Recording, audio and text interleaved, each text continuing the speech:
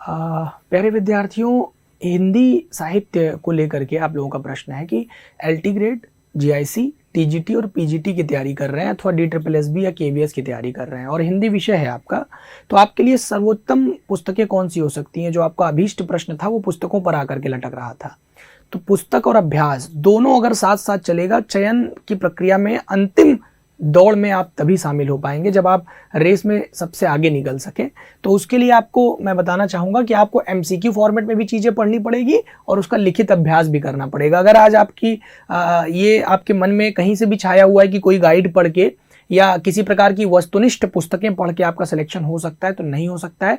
आज का दौर वो नहीं है कि केवल सरस्वती पांडे और गोविंद चंद पांडे या पुनीत राय को पढ़ करके आपका सिलेक्शन हो जाए, क्योंकि जब तक आप किसी भी तथ्य को, किसी भी टेक्स्ट को अच्छे से नहीं जानते, उसके गहन और विश्लेषणात्मक अध्ययन की ओर अगर आपका ध्यान नहीं जाता है ना, तो सिलेक्शन के प्रोसेस में आप काफ़ी पीछे रह जाएंगे। कंपटीशन बहुत हाई लेवल का है। आपको मैं बता दूं, आपके लिए जो टीजीटी, पीजीटी और एलटी ग्रेड के लिए जीआईसी प्रवक्ता के लिए आपको हिंदी साहित्य का इतिहास पढ़ना पड़ेगा, आपको काव्य शास्त्र पढ़ना पड़ेगा, आपको भाषा विज्ञान और व्याकरण की भी समझ विकसित करनी पड़ेगी, आपको हिंदी की गद्य विधाएं पढ़नी पड़ेंगी।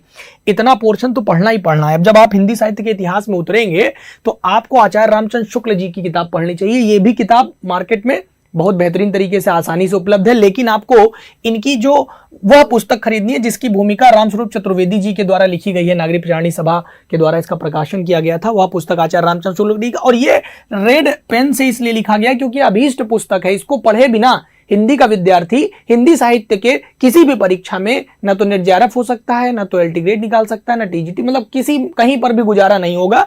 उसके बाद आपको बच्चन सिंह जी की 2 साहित्य की पुस्तकें हैं, हिंदी साहित्य का दूसरा इतिहास और आधुनिक हिंदी साहित्य का इतिहास। इसका अध्ययन अत्यावश्यक रूप से करना ही पड़ेगा, क्योंकि शुक्ल जी का खंडन करते हुए ही इन्होंने लिखा है। काफी हद तक चीजों को अलग तरीके से लिखने का प्रयास किया गया है।